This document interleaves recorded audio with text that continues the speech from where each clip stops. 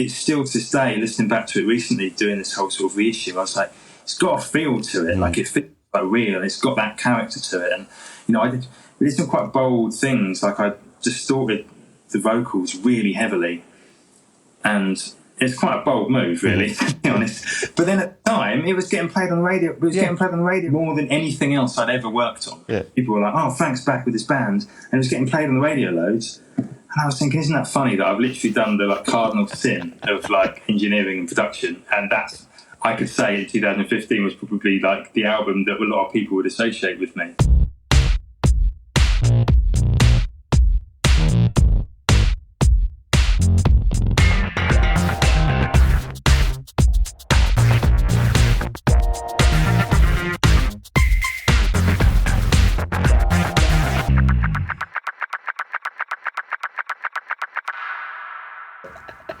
So just by way of introduction, today we're talking to Mitch Mitchener.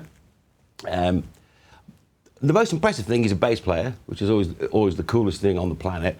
But producer, engineer, mixer, remixer, and many more. Credits are fantastic. It's like some of the coolest bands around. I mean, some people will know your stuff, some people won't. But Futureheads, Gallows, Frank Carter, the amazing Wargasm. Yep. Love them. The landslide of creativity, which people are about to hear about soon. Look, Mum, No Computer. Mm-hmm. Queens of the Stone Age. Many things.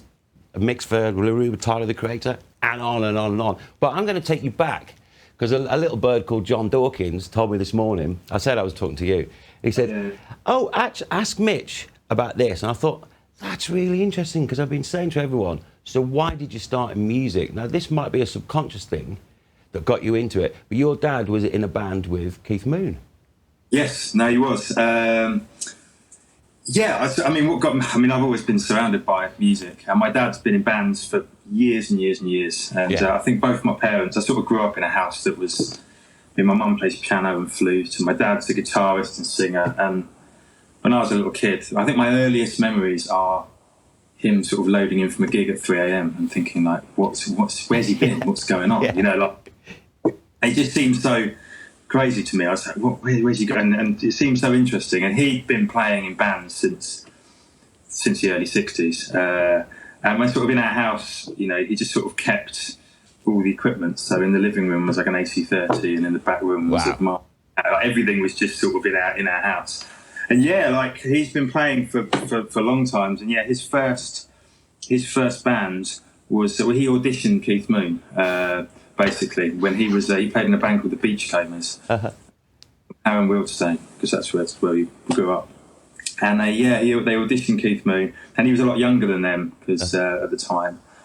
And he played in his band for a couple of years. And from what I can tell, all the stories you hear about Keith, he's been the same guy from what my dad says. He obviously got sort of crazy later on, but apparently he's just a really good guy, really up for a laugh. And I'd always hear stories of them playing the Marquee or Gold, all that sort of. I suppose back then bands didn't tour the country; they just sort of toured London, didn't they? They just sort of did this circuit around North London and sort of West London and around. And and then I think it came after a couple of years, because my dad and his band, they'll play a lot, but I think back in that day it was, you were professional or you were sort of semi-professional. You were. I think when you're sort of growing up in that era, to be in a band was seen. It was a bit like, oh, you're leaving your job, you're doing. So he had a good job at the time, and so they all sort of did that. And Keith, I don't think he could keep a job down for more than 5 minutes. He just kept getting fired from things and various, So he went to see, it would have been the Detours before they became the Hype and became the Coup. And I think, there's quite a famous story, isn't it? He just walked up on stage and goes, "I can play better than your drummer." But since then, my dad's played all through 60s and 70s in various bands and done various things. But it's always been like it sort of got me started. I mean, you can't help but get sort of immersed in it growing up, within, that around you. But he's still got a house full of equipment. That's amazing. Not playing so much now, but he's been playing for years and years. And that's sort of how it sort of started off for me anyway. Yeah. So do you ever use any of his old equipment in your studio? Well, as I was growing up, I'd sort of find things around. He'd never sell anything, so he'd like stashed. I remember once I was in their loft, and I was like, Dad, you know you've got like a really old 60s Marshall? And he's like, oh yeah, it doesn't work. And that's probably like, because it'd sort of go wrong and he'd sort of put it away. Yeah. And he realised that these things were just getting more and more valuable. So I'm slowly in the process of sort of trying to repair them, but they're all so old. Yeah. And then one and then the other one goes wrong, and it's like sort of spinning plates a little bit. But yeah, I do love to use them. He's got some really cool things. Like he's got this old Binson Echo machine that's like an amazing old delay. Sort of it records its delays to like a big drum, and that's incredible. And there's an old AC30, old Marshall, and a few old guitars and whatnot. But it's always tricky with old stuff though, because it sounds great and it can be really good, but then there's like a downside that it might not last the session, or it might just stop at any point, or you go in the next day and turn it on and it sounds completely different than it did last. So, you got to wind up, I think, sometimes. Yeah, it's like that thing, oh, all right, we can't quite get the take tonight. We'll do it in the morning. Turn the AC30 back on. It's like, what the fuck? Just doesn't do anything. It just doesn't make a noise or something. Yeah, or you just got an insane sort of hum from the fan coming on it, and it's like, oh, yeah. Sort of stuff. But yeah, no, it's been, my folks were really supportive all the way, like from very early age, like inspiring me to sort of play instruments. And so like I learned to play piano and guitar and bass from quite a young age, and learned to read music and a bit of saxophone. Right. Yeah, and then from that, just sort of, well, you go to school and you meet your friends who are into music, and there was a big, because I grew up in Watford, there was a big music scene in Watford at that specific time, and nearly all the friends I have now came from that sort of bubble of people. And yeah, I've just never really done anything else, to be completely honest. Yeah. Well, and the thing is, like, I mean, same for me. It was just one of those things. I fell in love with it. I mean, not the same, but still coming from my dad. My dad, the Beatles asked my dad to be their tour manager when they were called the Silver Beatles, because my mum went to school with George Harrison. Because I'm originally a Scouser. I left millions of years ago. So my mum went to school with George Harrison. They were about to do their second tour of Germany as the Silver Beatles. They didn't know anybody who had a driver's license because they bought a van, so they could take their own stuff with them, drive around, apart from my mum's boyfriend, which, later on becomes my dad. So she asks him, he then goes to speak to his dad, my granddad, and it was like, can I stop doing my accountancy degree and qualification and go around Germany with this lot? And again, it was like, fuck right off. Well, it was in Italian because he's Italian as well. It was like expletive ridden. So he didn't do it. So they took a guy called Neil Aspinall instead.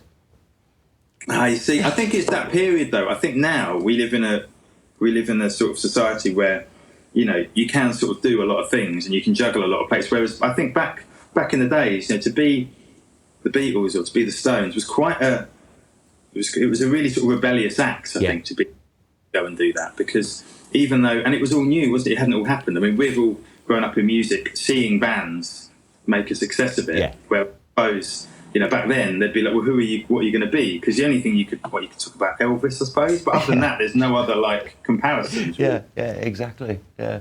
Oh, that's just really interesting. So, nearly tour manager. Yeah, I know. And obviously, and then Neil Aspinall was still McCartney's manager until he died a few years ago.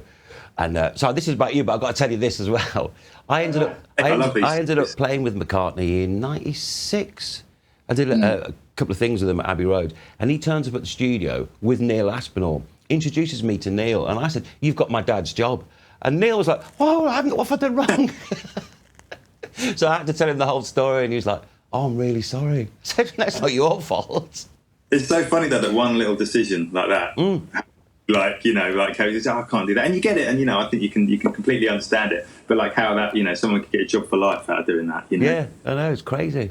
Oh, that's really interesting. Yeah. Again, it's like the way your parents supported you with doing music, and then when I said to my dad, "No, I'm not going to work in a bank or whatever. I'm going to be a musician," he was like, "Okay, do it," because all the things that he never did. Well, I think. Well, I mean, I went to. I remember getting into school I was in because I could play the saxophone. I remember that was I got in, and I went to school, and then I remember saying, as I got to about going into sixth form, I remember saying, they said, what do you want to do? And I said, I want to be a sound engineer. So the head of year of my school at the time went, well, do music. I thought, okay. And then you need to do maths. Okay, yeah. And do economics as well. So basically sort of chose these things for me to do. And I remember about 2 months in, I was learning about, you know, how the planets revolve around the sun, and sitting there thinking, this is not. And my mum saw me and just said, you're not enjoying. I think I got like my predicted grades, I got like a sort of, I was doing really well in music and terrible in everything else, awful in everything else. You could sort of see, I don't know if they went to a parents' evening and they were like, it's not really happening. And my mum just said, oh, you're not enjoying this, are you? And I thought, no, I'm not. And my guitar teacher at the time worked in a music shop, and he got me a job in a music shop. So I did that for a year. Mm-hmm. Then I went to college and studied sound engineering. And it's amazing how, you know, without that encouragement, I'm carried on my A-levels, gone off to do a degree. And even then at that point, like everyone, I mean, don't get me wrong, I'd love to have a degree, and I think it's a really valid thing to do. But I think there's so much pressure on people to do that, or at least there was when I was younger. Yeah. I had my parents go, you're just seeing I wasn't happy and going, no, go and do that. And I loved it. And, you know, that set me on the sort of course. And I think you just sort of see how long you can keep going. Yeah, exactly. How I see the music industry. Just keep going at it, and, you know, Yeah, it's like a question like, see how long you can keep getting away with it. You do. There is this weird, like, every now imposter syndrome of the... Yeah. But it's also, you sort of make it up as you go along a little bit. I think it's really easy to sort of lose sight, but you get better with everything you do, don't you? So it's like a constant learning curve. Like I feel that about everything, and I really think about just saying yes to stuff and going, yeah, I'll do that, and then thinking, okay, how do that? Right, I've said yes. Now I need to backtrack and think, how the fuck are we going to get this done? Tell some people what I'm doing, and they'll be like, I'll be okay, it's fine. But no, definitely. Well, that's really interesting. I mean, because you had pretty much an identifiable scene, wasn't it, that was going on around Watford when you were starting? There was a real sort of, definitely. I think it was centred around sort of Watford, but there was sort of St Albans, Hemel Hempstead, all the sort of surrounding towns. And Watford's a weird one because it was quite near London, but it was too near for agents to ever book gigs there. But no one ever really, not as many people would sort of go to London if they lived in Watford. It was quite a big, especially at that age. And we used to put on a lot of sort of punk bands, basically, anyone who would play. And then you'd get bands that were touring and come and play these shows. And then the local bands would support. And then obviously some of those bands became sort of very big in themselves. Bands like Sixth and Gallows are two of the sort of obvious ones. And they sort of like, everything sort of grew together. And it became, all your friends, like all your friends would go to these gigs. And it was quite a sort of hotbed of sort of bands sort of trying to outdo each other as well. From that scene, loads of bands have come, and loads of people who, you know, I know friends from there who are now established managers, music managers, agents, people who are great artists. Like loads of stuff has all come from that sort of network of people. And and when I started touring, I started thinking, I'm going to go around the country and see places like this. And then I realised there wasn't actually, or if it was, they were in tiny little towns. You never would have, be like in Yeovil or something. You think, what? And there'd be loads of people. And then you go to Manchester and think, this will be a great gig, and no one knows or cares. It was really interesting. And I think that DIY sort of scene, I don't know if I'm too old to be aware it's happening, or with the way we're sort of consuming music, it's not happening as much. And I don't think it is happening as much to speak to bands that I work with who are obviously a lot younger than me, and they don't.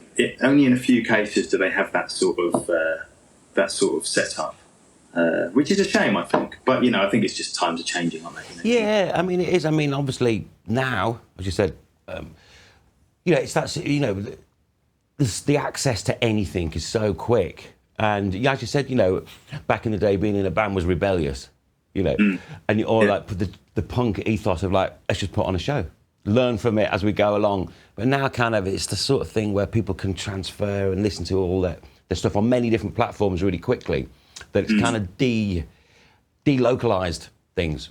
Yeah. And there's an amazing book called Our Band Could Be Your Life, and it's about the American punk scene around Black Flag, Husker Du, and all that thing. It's exactly the same principle as you were talking about, even though they spread it around the country, but it was that word of mouth, right, that we can go and play this town because they've got a really cool scene, and the whole thing will move on. But it was really competitive. Yeah, no, definitely. And that's where those bands come out then. And I remember finding that there's funny things we used to do, like, you'd book a bigger band and they'd give you a rider, and we'd be like, what's that? And a list of like sandwiches and stuff.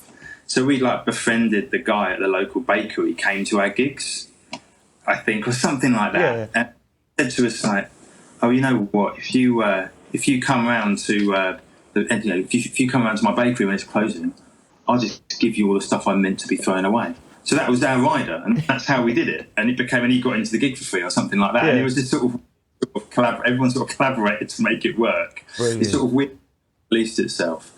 But it was, I think it was really important. And I do think that I made so many friends to that. And we always felt like when we were doing it that we got no sort of help from anyone. And to be honest, most of the time we're getting closed down for things being too loud, or whatever, various reasons, people leaving a mess somewhere or something. But I think it was really important, and I think so many people's careers started as a result of that. It does seem a shame now when I see that that's not happening as much, but hopefully we'll see. Yeah, totally. And so what was that? Obviously, you went to college and to do the sound engineering thing. You're putting on all these shows and whatnot. So what was like the first thing, like band-wise, that you were doing that you was actually going, actually, this is bringing in, this could be a career? There was loads of bands in Watford, and everyone played in everyone else's band, and it was a really incestuous sort of group of people. And I was playing in a band with somebody, and again, we sort of formed this new band, and they needed a bass player. Mm-hmm. I've been playing guitar for quite a while, but I started playing a bit of bass. It seems to be how you get a job as a bass player. You're the guy that goes, I'll do it. And then I was like, I'll play bass. Yeah. It was a band called Haunts, and it was. We started sort of playing we started sort of jamming and playing, and the guys. I was sort of the last one to join, so we went out and did some tours, and that was my first sort of. That would have been 2007, I think, 2006, 2007. My first sort of time. I've been playing loads in sort of Watford in bands, but that was the first time of like getting in a van and going around. Remember the first tour we did, showing up at like Bristol Academy and just going, "Fuck, it's crazy! Like this is massive," and not having And then we did that for quite a few. About into about 2009, and we recorded the record. We recorded it ourselves. So again, that's everything that's sort of anything I've sort of done, any bands I've been involved with. There was never many people in the area that would do recording. There'd be like one guy who knew. So I always sort of, I had all my dad's equipment knocking about, and I could I think I bought bought a computer and started to get stuff together. And as I was learning sort of the sound engineering and working in a music shop, which helped with discounts on microphones and stuff like that, I was sort of building up this little arsenal of gear.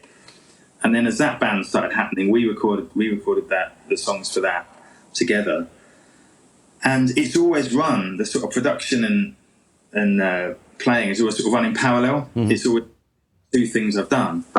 Touring, which was really, really good. And that, I really fond memories of that period, because it was the first time, I think the first time you ever do stuff is always the best, isn't it? Yeah. So I remember when we were toured around Europe in an beaten up old LDV, and got to do loads of stuff, and we did it for a few years, and in the end it sort of came to its sort of as band, I think all bands have a life of certain of a certain period, and it sort of got to that point. And what I've been doing while that was going on was we'd go off and do a tour, and then I'd come back and I'd record the band's demo or something, and and that's sort of pretty much what I've been doing ever since, really. Stopped touring a few years ago, that definitely was when when you start to play those shows. And it reminded me as well, it's funny, talking about my dad earlier, he'd tell me all these stories about being, on in the van with the band, I was like, oh, I'm doing it now. You know what I mean? Like, go home and tell my dad, like, oh, you know what, this happened. And he would, you know, so that was always quite nice as well. Yeah, no, that's brilliant. So, but it's interesting. So the two things running hand in hand, are doing the engineering and finishing it off with different bands, also playing at the same time. Because a lot of people, I mean, I had an experience of that, which was actually so fucking awesome. It's like when my band, we were originally signed and we did this album that no one ever heard about, and it was on like 3 different producers at all these, like at Air and Abbey Road, and that we were a terrible band, and we eventually managed to get ourselves dropped. So then we had a year and a half when we were on the dole, but we had enough money to get together to rent the studio, which used to be Dexy's Midnight Runners studio. Tiny little studio in Birmingham, but it sounded amazing. You put a kit in there, put 3 mics on it. Yeah. Fucking hell, this is amazing. So we got this really crappy 16-track desk, a 1/4-inch tape machine, Amazing. 1 reverb, 1 compressor. We had 4 headphones. And for the Moseley Shoals album, I engineered and played bass at the same time as we live tracked the songs. So I'd be in the shitty little control room. The same thing. Looking at all these channels whilst playing, and the singer's going, turn me up. So, okay, well, I'm going to have to... Up mics, hoping they're not going to slip while you're playing. Going, is that their mic in the same place? So I think, I can get to the headphone knob, back to that. And then you listen back to it and you go, okay, we might have to drop in here or blah, blah, blah. But that sort of spirit of being part of making the music and also printing it, if you like, I think it's a really special headspace to be in for what you do as well, isn't it? It's that, because I'm not saying every artist you play with them at the same time, but that attitude. Well, talking of Ocean Colour Scene, I was thinking earlier, I think the first gig I ever went to with my mate was seeing you guys play in Milton Keynes. Bloody hell. Yeah, I was thinking about it. I'm sure it would be. I don't know what year it would have been. It would have been some point in the late 90s. Yeah. I think I'm probably off. It's interesting, having grown up with Moseley Shoals, to hear how you recorded it in that way. Oh, yeah.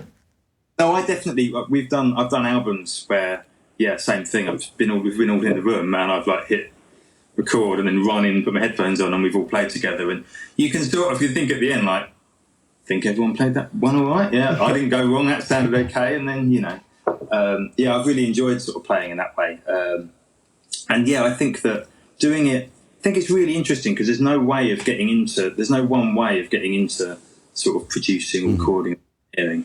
I mean, when I went to college, there was this big thing of, all the sort of lecturers would be these old engineers from the past. They'd go, well, what you do is you make the tea for 5 years, and then, then you become a tape op, and then you become assistant to the assistant, then you become the assistant, and then it goes on and on and on, and then one day, middle of the night on a Tuesday, you might be able to use the studio to record a band, and that's whereas for me, I did work experience at a few studios, but I remember thinking that there's not many of them, and then like there was 70 people in my year at college, and we all left and immediately contacted studios, and then they're going, God's sake, there's another one. How many colleges there are in London, and how many studios left? It's an awful lot of the same letters getting sent out. So I just thought, well, in the same way of like putting on those shows and sort of just doing it, I just thought, well, let's just start recording people, like whatever you can do, and just finding places and not having great equipment and only like adding to it and working out things. And I suppose that's still what I'm doing now, really. I do sort of feel like sometimes I feel that because I didn't go through that sort of traditional route, of coming in the sort of studio world, because all those people who come through that sort of path, which is really good because you're taught from the people who've done it before. Yeah. They can tell you the mistakes before you make them, whereas I'm probably making them all the time, and then I figure it out for myself. So maybe but I always sort of felt like I missed that. But then another point of view is that it's quite nice to sort of have your own approach to it, because it's I think when you try and be creative and try and do something, is having your own way of looking at things, because ultimately production, mix, it's all taste. Ultimately, somebody will ask you to mix something or produce something because they've heard something you like and they go, I like that. That's always the best bits of work. And so it's always, but I've always sort of felt like I've never been in that like I said, that sort of traditional way of doing it. It's always been this sort of just get on with it and see how far we can get, sort of attitude. But really well. And I think that from being in bands and growing up doing that and being used to being able to see stuff from a band's perspective and an artist's perspective and being able to talk through musically what they're doing and understand. I can't imagine, there's plenty of producers out there who don't play musical instruments. I cannot understand how you can do that. They obviously do, because some of them are incredibly successful. But I'm always sort of getting amongst it, try this, give this a go, or I'll play a bit on that. And, it becomes that sort of extra fifth member of the band sort of thing, for that period of time. And I think that going through the sort of journey of playing with bands and going on tour and seeing that, you sort of instantly have something to talk about and a point of reference, Yeah, absolutely. I mean, there's many different ways of, what is a producer. And also it's partly that sort of traditional route you were describing, even goes back to the Tonmeister courses and all that. Is that can generate amazing audio sound engineers who then may be producers, but for me, it's like if someone's a great engineer, it doesn't necessarily mean they're a great producer, because production is such a different thing, isn't it? It's like looking after a bunch of people you may know, you might not know. You may be spending a week with them, you may be spending 4 months with them, or one day, but it's their life. That these are their dreams that you're producing, and it's like okay, so an engineer will be able to make it sound better than they could do if they were doing it. Otherwise, they'd probably just do it themselves. But then the production is to turn their dreams into something that actually is going to sound awesome, but it's going to actually, people want to listen to it, and it's going to satisfy whoever the record label is. And it will hopefully get on some form of radio and playlists and all these sort of things. So it's like, I think, and as you said, it's sort of like learning from doing mistakes and eventually go, oh, right, okay. But it's almost like you take ownership of the wrong things, The first time I mic'd up a drum kit, probably took me a day. Now, something the mics I've done in 10 minutes, I'm really quick, and because it's sort of done, I'm used to sort of doing it. And I think that there is that, I think being schooled in a certain thing is really good, because you learn the sort of rules of things. There for a reason, because more often than not they work for that reason. But it's like, I've recorded lots of musicians that have come through certain music schools, and it's always excellent. They always can sometimes always sound the same, and you sort of go, and you think of some of the legendary musicians of the past, and some of them will be technically amazing. Some of them will just have a character and a personality that you cannot deny, and no one sounds like them. And I think that the greatest thing to be a musician is to have a sound where you can hear them and go, that's so-and-so. There's a recognisable personality. Yeah. And I think that for me, a lot of people get very focused on, like the sort of audio quality and what they're doing and everything sounding perfect. Don't get me wrong, that's all really important. You're capturing personalities on a record. Yeah. And you've got to make... I didn't realise that the bit about the job that I love the most now is actually not the technical element of it. In fact, as I go on, the more I'm sort of a bit like, I don't really care, like what my... I'm sure it'll be fine. Like, I think if you look back on a session and it's been creative or enjoyable or just fun or had a good energy to it, you'll love the recording and it will come across right. Yeah. I've been in the past in studios, sometimes, quite big studios with quite high pressure environments. Everyone's hating it. Yeah. And then it comes out and everyone goes, shit. Yeah. And you can go, I can tell you why it is, because, it would sound better being recorded in someone's bedroom if everyone was enjoying themselves, and it had a good feel. And I think that is capturing those personalities and putting them on a record in a way that is maybe, with the artists anyway, a lot of artists have loads of ideas. A hard way of either explaining what they are or knowing what to do technically to get it that way. Yeah. So sometimes I get emails and I'll think, somebody else read them, they go, what on earth do they mean? But I think I get what you mean by that. And I think if we did the X, Y, and Z, we'll get there.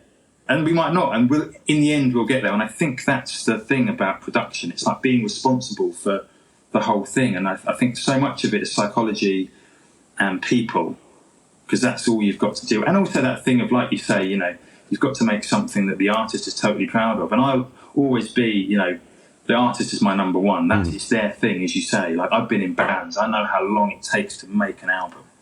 To take it to somebody and for them to go, I'm trusting you to make that record, is a huge, like, because it's not just the time you've spent writing it, it's the time they've spent saving up to do it, it's the years spent learning to play instruments. Everything has sort of come to that point at that moment in time. And I try to, you've always got to bear that in mind. And I think, but then on the other side, you can sometimes have the manager on your shoulder going, can you try and do it a bit like that? Or going, well, you know, we'd like to have, and it's sort of trying to juggle everything so it still works. And at the end of it, if it works, you get something that satisfies everybody and, you know, will be successful and will be true to itself and not, you know, I'm also careful to sort of it never be sort of like my take of that band. You know, like, I think that's a really hard thing. I think I decided that quite early on.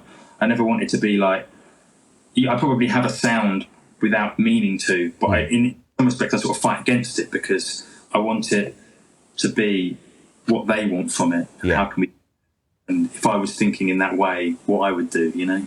But I don't know. I mean, you know, that's how I've been doing it anyway. But I mean, that's for me, that's the perfect way, because I kind of came, even though I then obviously went on, was more of a player for donkey's years. I suppose a less studio stuff, but it's from that sort of same aspect of actually being in bands, doing it yourself, and then you get into a position where, you know, because you care so much about it and you understand the actual difficulty to get to that point, to walk in through the studio doors and then go to someone, you're producing it. And I've worked with producers, and I won't mention the names, but there's quite a really well-known producer who has no idea what's going on in the song. He basically nothing. I came in on a session, and it was like it was pretty quick, and I was arrived a bit late because of blah blah blah, and they had the track up, and I said, blah blah. What key is it in? He's like, I don't know. I was like, wow. I see. I can't understand that because I mean I do everything myself, all engineering, all editing, comping, everything. Like there's not a second on anyone's album that I haven't laboured over. or at least made decisions over. And that always frustrates me because that's sort of when you hear that, because I sort of think, but then like I said, that's the other way for certain artists to have that person to sort of, you know, pop in the studio for half an hour and go, it's going good, and then go. That works for you, then cool. You know, I would like you as a musician, I would find that a bit frustrating because I'd be like, well, my name's down on this as well as yours, and you literally don't even know what the song is. You know, that would, I think that's a sort of harking back to the sort of old days a bit as well, where it was more that idea of being responsible for it, not necessarily being involved in it. I sort of feel that you've got to have the hugest amount of respect for anyone, especially now as well with bands, because even though, like we were saying before about it was harder like years ago, now to get a band or an artist or anyone off the ground and functioning is unbelievably hard. And we're seeing at the moment during this whole sort of corona, like how fragile the whole system is, really, you know, becoming so tricky. So I think that you trying to make sure you get exactly what their ideas are and what they want exactly right, I think is really important. Otherwise, what's the point? You know, what's the point in doing it if we're not striving for that? I say that after 16 hours sitting in a studio. Mad. So now because I've slept well. So exactly. You wouldn't say that when you spent 6 hours on a vocal comp and for a B-side, and the singer comes in and says, sounds shit.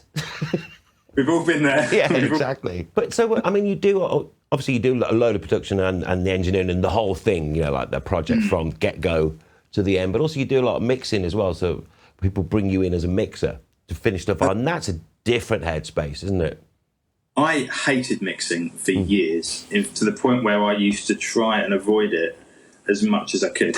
I'd produce stuff and get other stuff to people to mix it, but then it would come back, and sometimes I'd like, and other times I'd be like, what were they doing? I wouldn't have done that. And then I thought, well, I can't have it both ways. I can't be like playing at the mix, but then not doing it myself. So I just started forcing myself to do it as much as I could.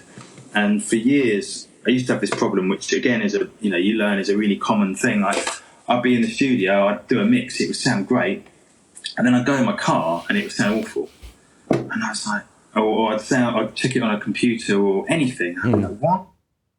Is this happening? And I'd go, went a bit mad. Until one day I went in to try out some other monitor speakers, because somebody said, maybe you need to get some different speakers. And I walked into the shop and, a big wall full of speakers, and I, played these 3 songs that I was having some problems with. And then I flicked onto one of them and I was like, sounds like my car. It sounded great. I was just like, that's what my car sounds like. How much are they? And they were way more than I could expend. So I got my credit card out and was like, I'll have them. Yeah. And then I started getting to know those speakers really well, and just threw myself into mixing my own stuff that I produced and recorded, but then also sort of trying to get in and say, with other artists and other producers, and say, look, can I have a go at mixing that? Pure fun, really, to be honest. Because I think you learn a lot from a session. You see how other producers and engineers are creating their session, and there's a wide scale of, you get some things and you're like, wow, this is like beautifully made, and everything's incredible, and then you get other stuff come through and you're like, what's going on here? Spaghetti. But then there's nearly always a reason for why that's. It all helps, because it all, and the more I did it and the more I mixed, I think you just, without even realising it, you become quicker at it. Yeah. You start listening to things differently, and so in the last I was touring up until about 3 years ago. And when I and also mixing was a bit helpful when I was away, because I could sort of do a mix in time. It wasn't like a big production. So I sort of started doing more and more mixing. And this year, strangely, it's sort of become 50% of what I do. Right. It's been quite handy when everything got locked down, because I actually had some work to get on with. But and now I've gone from really hating mixing to it probably enjoying it definitely as much. But to try and keep it as even as possible. I think that, being constantly in the studio tracking or constantly mixing can be a bit, I need to have a bit of variation, otherwise I think I go a bit mad. Yeah. But it's definitely been something, and it's opened me up to some styles that I probably wouldn't have worked with, because it's really easy to get pigeonholed as a certain type of producer. You can be like, I'll mix you do rock bands, and then I do loads of rock bands, and it's been quite a nice, certainly recently, it's been quite a nice way to go, well, I'll do a mix of that, give me a go on that, and brought myself out a little bit, which has been really good. And it's been really fun recently. Like the last few months, I've been quite a big sort of cross section of different styles. So it's been really great. I'm really enjoying it, and I think that's going to be something I'm focusing on more and more. Although when the whole lockdown thing happened, I just grabbed my speakers and set up shop in my flat. So I don't know if my next door neighbours are too happy about having a mix engineer living next to them during a pandemic lockdown. I think they're getting a bit bored of it. I did a live album the other day, so I think they'd have found that one. They'd have loved that.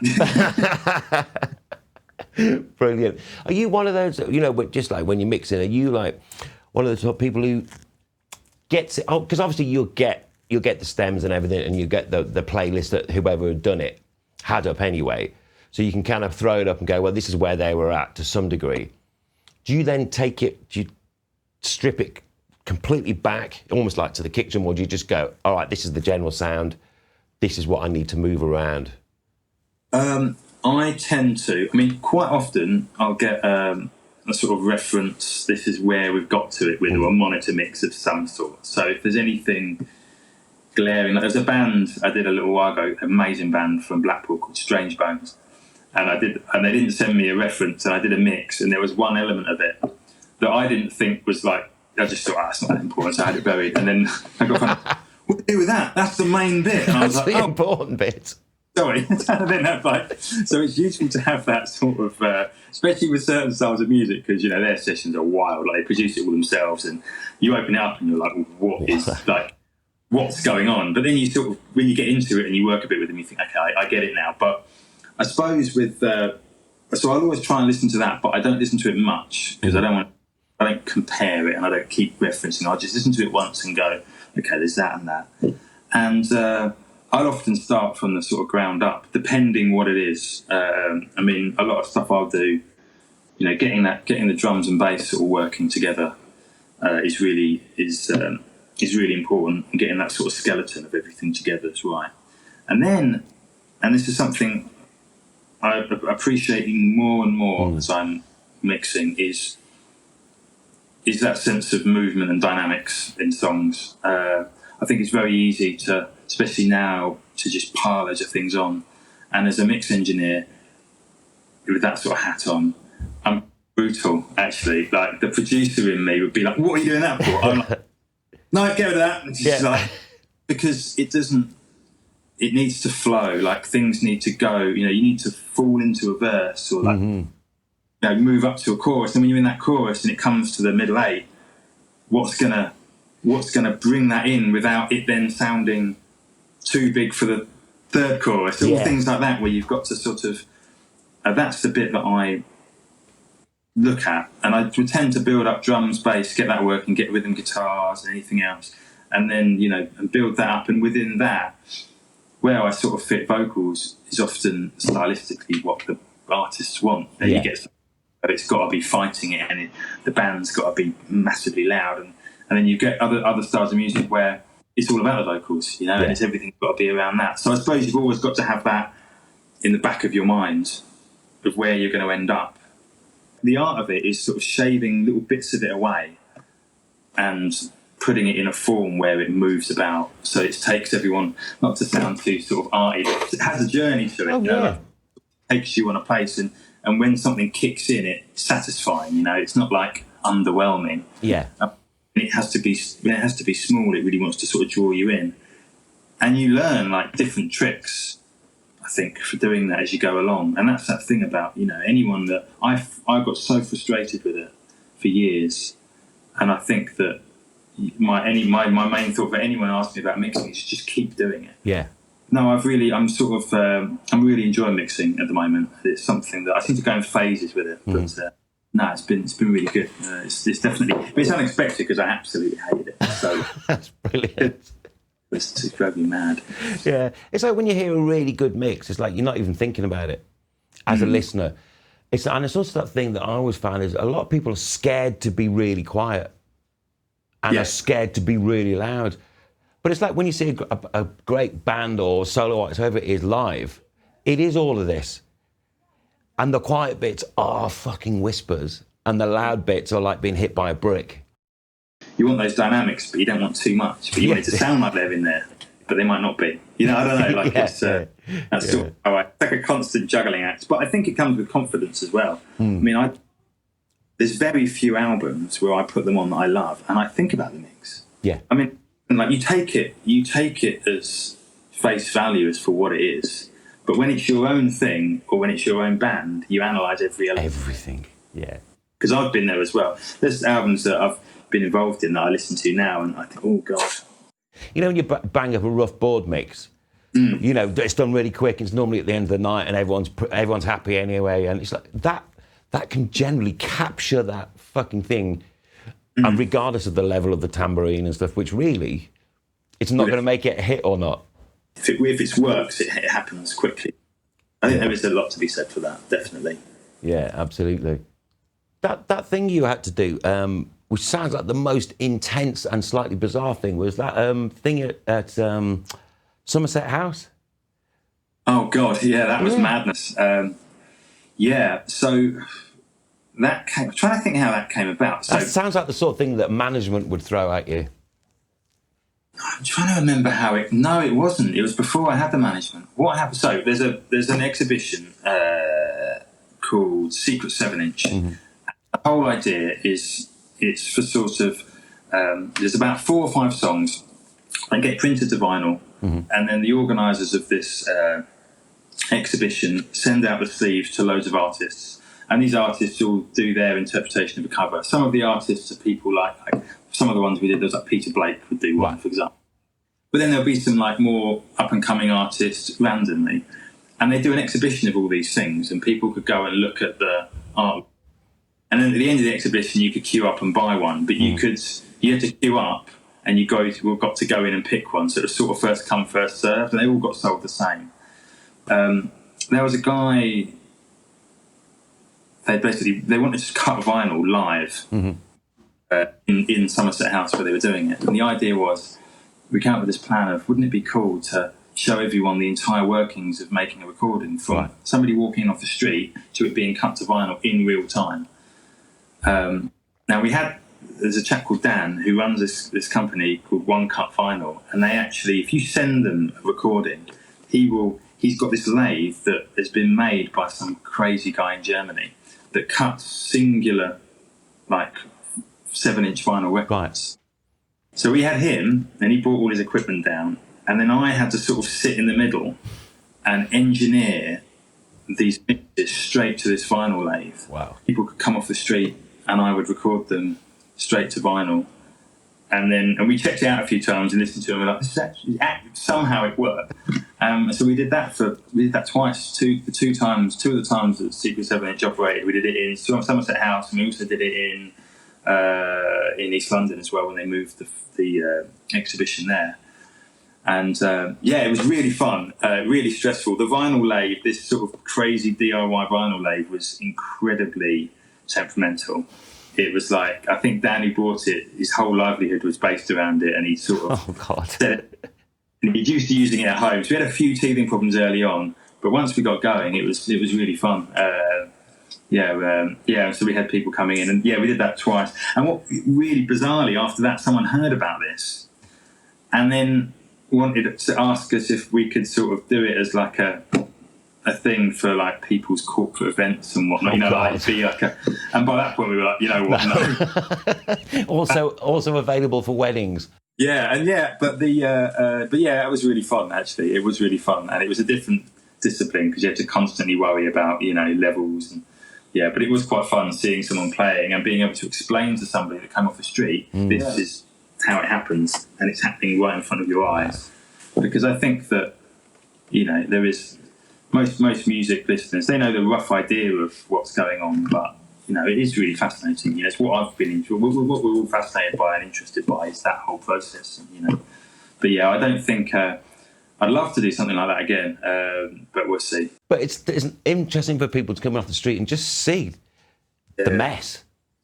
Yeah, and also the things that people are, and seeing as well, like people, the people getting nervous and like how you calm them down. Like, I mean, I had to set up all the mics and get somebody to the point where they can actually make a sound and record. But I think that I don't think many people do really see. They know the gist of it, and they're used to seeing those sort of album. Those TV shows are making of, and there's somebody sitting in front of a mixing desk going, well, I did this and I did.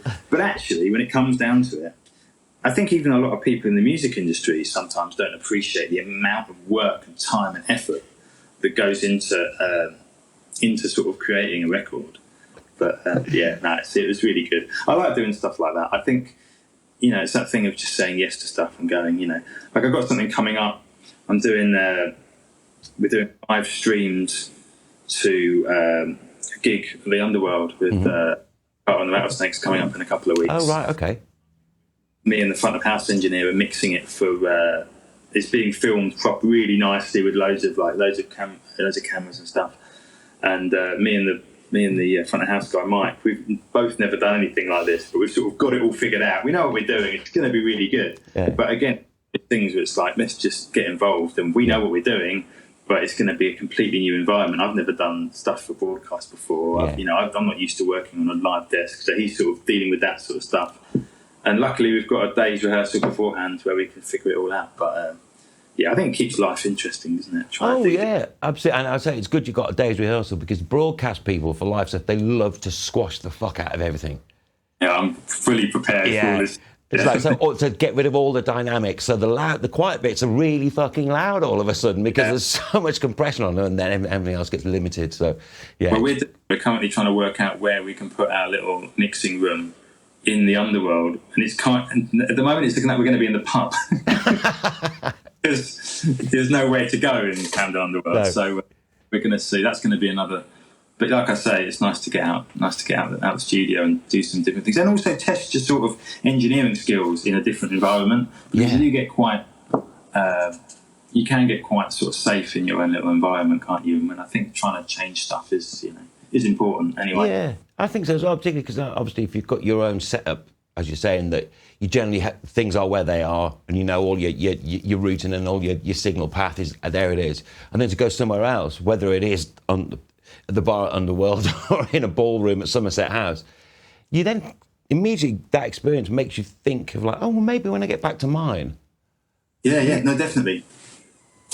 Yeah. No, definitely you start thinking, and I think that's the thing, is taking stuff from different experiences and sort of trying it out is the thing that keeps it interesting. I think that the point where it becomes like you just go through the motions, I think, and you know, it happens with everybody, doesn't it? And it happens at some point. You know, I'm always keeping it in my mind that I never want to get to that point. You know, but you do see it with some people where they just sort of they know what they do. Yeah. They do this certain thing, and it happens with bands as well. Oh, you know, totally. We all like they do a lot of stuff, and then it gets to the point where, and then they're just doing it more of it, you know. And I suppose for me, I always want to be challenged and keep me on my toes. You know? I think you want to put yourself in a situation where you're feeling a bit nervous every now and then. Yeah, well, I was going to bring up just one of the last couple of things I was going to bring up. It's obviously because you are given not necessarily maybe the first 2 or 3 projects for like new bands, you know, and that pressure. I mean, obviously, I don't. I'm glad you said it, because I was thinking maybe I won't ask this in case it makes you think, oh fuck. But you know, for instance, like, you know, Wargasm. There you go. Right, you're doing the first record, and it's obviously it's that thing we spoke about earlier. It's like they've travelled so far to get here, and it's given to you. And if you fuck it up, then the record label may go, oh, they're not that good after all. I think, yeah, because a lot of artists, it is a strange period at the moment, because we've obviously got some really massive artists around, but we've also got this sort of midfield of loads of artists. Again, there isn't that old sort of hierarchy so much, because there's so many artists working in a similar budget, a similar sort of point. And yeah, you've got to do, I suppose that communication is like really important, is to make sure bands and artists as much as possible before you start, so you can understand where they're coming from and what they like. Because sometimes I come across, you know, I'll hear what they're saying and I think, I don't know if I'll do what you want, but maybe try this person. You know, they might be able to help you out. I also think as well with artists early on, you know, it's that thing of trying out different producers as well. Yeah. I think it's very easy. It's very easy as somebody that you sort of work with an artist and, you know, you get into working with them, but it's all about finding those groups. You know, some of the most legendary sort of double acts of producers and artists have come, and it's been their career. You know, they found them worked.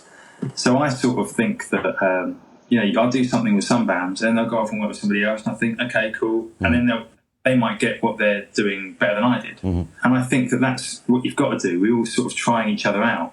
And then when it works, we're like, that's great. That's it, yeah. But I think those early stuff with early bands, I think it's more exciting from my perspective sometimes. Because it's great to do a band that's already done a lot of records, because they've got experience of what they're doing.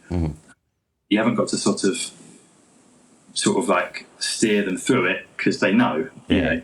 That can be a double-edged sword as well, because I mean, going, well, I've done how many albums, what do you know? And you sort of, you know, that. But then with the newer bands, the great thing is you've got an example where you've got something totally fresh. Yeah.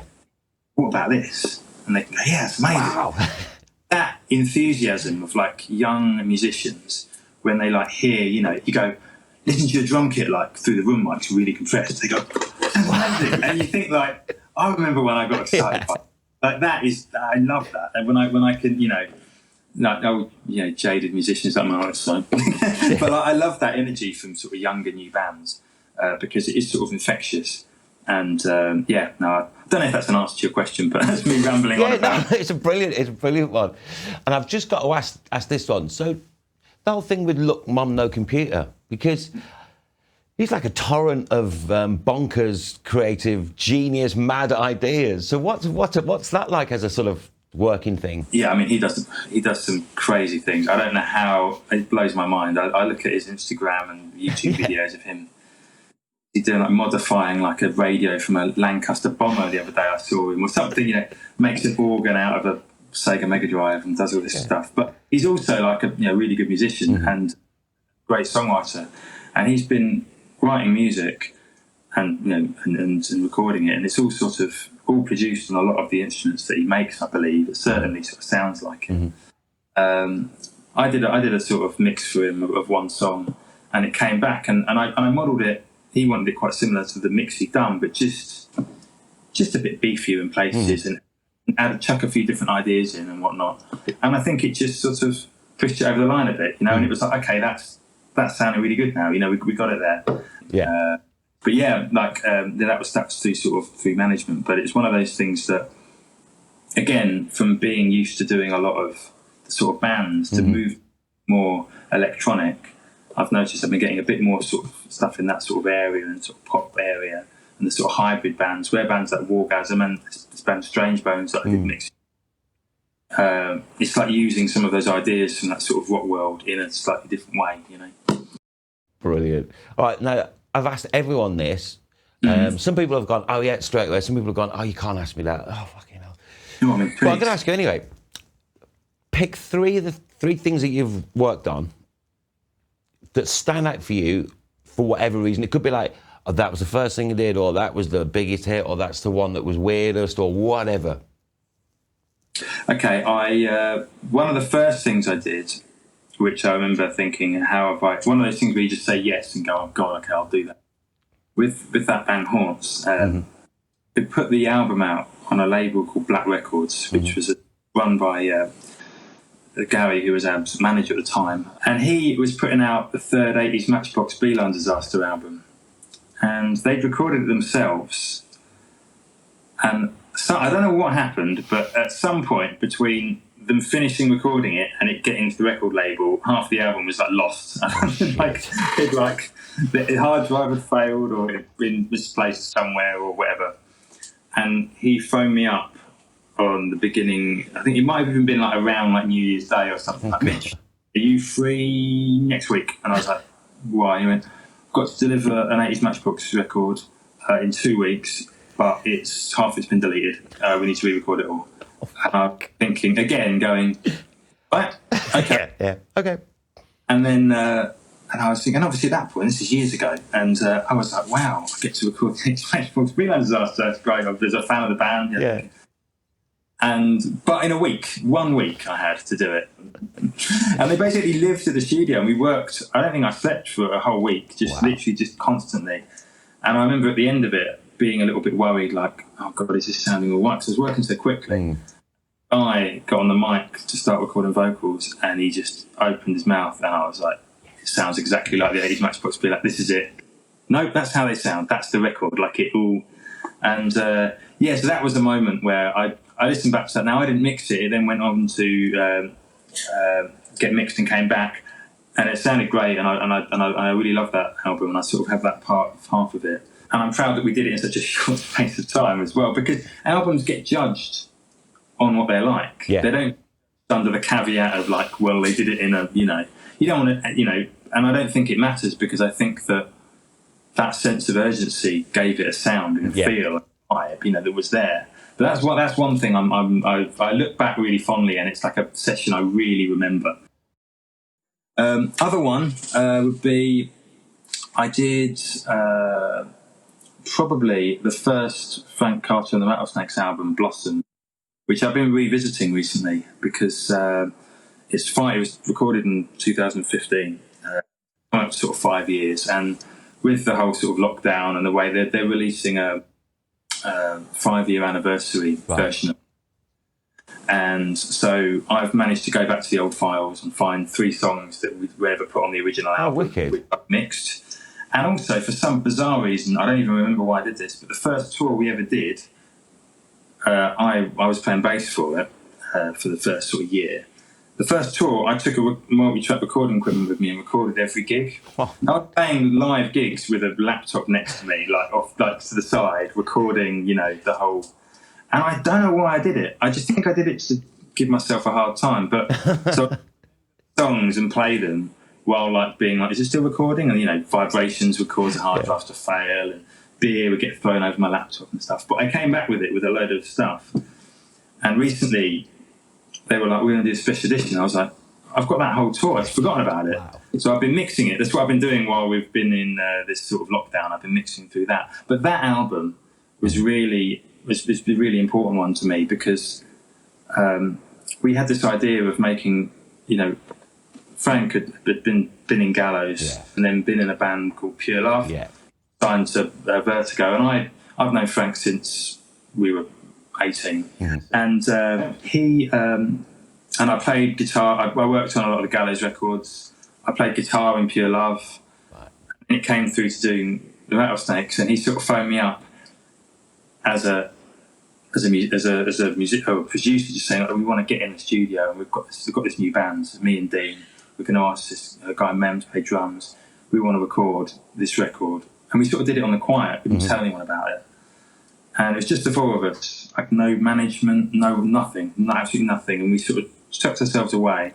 And I was engineering, playing, and also playing bass at the same time. And we just recorded. We did it in a week, 2 weeks, I think, like playing all together with Frank. And then we go back and overdub a few guitar bits and the bits of vocals. But we had this idea of making an album that, made a real point. Sounding live, sounding like a band in a room, not to be overly thought. So there's not much editing on it at all. I don't think there's much at all. And anything, it was that case of, like you were saying earlier, of playing bass and being like, got to the end of that. I mean, the tempos go wildly crazy, and it does. But it's still to this day, listening back to it recently, doing this whole sort of reissue, I was like, it's got a feel to it, like it feels like real, and it's got that character to it. And I did some quite bold things, like I distorted the vocals really heavily, and it's quite a bold move, really, to be honest. But then at the time, it was getting played on the radio. It was getting played on the radio more than anything else I'd ever worked on. Yeah. People were like, "Oh, Frank's back with his band," and it was getting played on the radio loads. And I was thinking, isn't that funny that I've literally done the cardinal sin of engineering and production, and that's, I could say in 2015 was probably the album that a lot of people would associate with me. So that's an album and I feel that we really got it because we went in with an idea of, let's keep it raw, let's make it sound as good as anything else out there, but let's make it sound different, so it jumps out. Because I think a lot of rock music can sometimes be quite sterile. It can all be very, the world of sort of, everything being sort of quantized and sample-based. In some respects, you could argue that the sort of pop world is far more adventurous than the rock world is now. So I wanted to be like, you know what? And I just sort of come back I'd gone on holiday to the deep south in America and gone around Muscle Shoals and gone to all these London, Memphis and New Orleans and seen all these rooms where bands would play together and that would just be the room and the vibe of it. I suppose I came back with a bit of that, let's do that. So that album, it's not, it's quite an aggressive listen, but it's an awesome listen. But I really like that. And I'm trying to think of my last one. I suppose mixing, the last couple of years, been doing quite a lot of mixing. One thing that came through relatively recently was mixing a sort of collaboration track with Roux and Tyler, the Creator. That was again one of those things where I did a mix, sent it over, and a couple of days later I got 2 mix points back. Wicked. And then I was like, and that's done. And I was like, wow. So that was quite, and also because as well, it's amazing to work with, to work on something that both those artists have involved in, because I'm a fan of both of them. But also, for me, being a completely different, not something I'm known for at all. Yeah, exactly. So great to get that opportunity. But they're probably 3 that stand out to me, who have sort of, since I've been doing it. But then I could add on to that things like the Futureheads doing that record with last year was fantastic, and again, loads of the records that I've been doing recently. I've done an album with an artist called Bryde that came out a month or so ago, which again, a little bit different to what I do before, but immensely talented artist and great, really brilliant album. Bands like Blackwater's been working with, Chappaqua Wrestling, there's been loads of stuff. And what's been really exciting is just sort of, just keep... It's just the scary thing about doing this job is you don't really know what you're going to be doing in a year's time. Yeah. Sort of always, But whereas that would fill some people with dread, I sort of think, well, who knows what we could, exactly. Anything's possible. Like we could end up anywhere, Yeah. But yeah, that would be my 3, I think. Wicked. And what we're going to do is, as we with all of them, we're putting a link to Amazon as well, so it actually generates some money as well. Thing as well, and that's the thing I think that people, it is so costly to make a record in every element, from rehearsing to buying instruments to getting in the studio. And I think that what's happened recently with, I don't know if you've seen on Twitter that sort of broken record campaign about sort of how now no one can play live, how hard it is for artists to survive because everyone was enjoying the live industry, and now suddenly they're all going, well, all we've got coming in is Spotify, Fucking hell, and it is really hard. So I think anything to sort of, that's a great idea, because anything to get people, buying records and supporting them, because that's the best thing you can do. Go into an artist Bandcamp or their direct merch page, buying records, because invariably that's the money that's going straight back into producing the next thing and doing something else. Yeah. Well, it's been awesome. So I'm going to do this with a virtual round of applause from everyone who's going to watch it.